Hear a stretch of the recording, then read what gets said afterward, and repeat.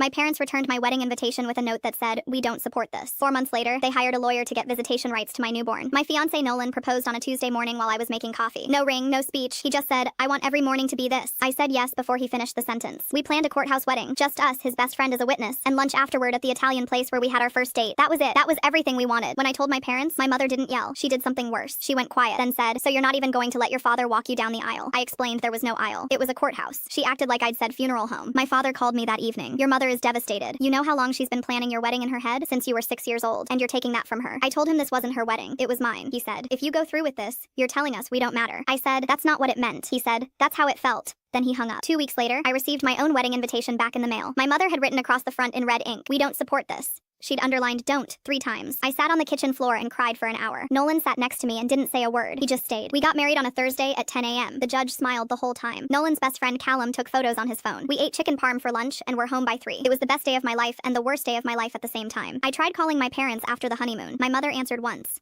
said, "You made your bed," and hung up. My father never picked up at all. I sent texts. I sent photos from the courthouse. I sent a handwritten letter. Nothing came back. 5 months later, I found out I was pregnant. I sat with that information for 3 days before I told anyone. The old version of me would have called my mother first. This version of me called Nolan's mom, Diane. She screamed so loud Nolan heard it from the other room. I didn't tell my parents. I didn't post it online either. I just lived my life quietly, growing a human being, surrounded by people who had actually shown up for me. My sister Lacey knew. I asked her not to say anything. She lasted about 6 weeks before she told our cousin, who told our aunt, who told my mother within the hour. My phone didn't ring this time. Instead, I got a certified letter from a lawyer. My parents had filed a petition for grandparent visitation rights. The letter stated they had a right to a meaningful relationship with their grandchild, and that I was deliberately and maliciously alienating them from their family. I read it twice. Then I read it a third time because I couldn't believe what I was seeing. They didn't call. They didn't apologize. They didn't show up with tears or flowers or shame. They went straight to a courtroom. The one place I'd actually wanted them to show up, my wedding. They'd boycotted, but a courtroom to take my rights away. They found time for that. Nolan was calm. He called our own lawyer that afternoon. She told us grandparent visitation laws in our state required proof of an existing relationship with the child. My parents had never met my daughter. There was no relationship to protect. The case was dismissed in 4 weeks. But my mother wasn't done. She went to Facebook. She posted a long message about grandparents' rights and how some children forget everything their parents sacrificed. She tagged me. Her friends flooded my inbox. Strangers called me ungrateful. Someone from her church group sent me a Bible verse about honoring thy father and mother. I untagged myself. I didn't respond to any of it. My father tried one more time.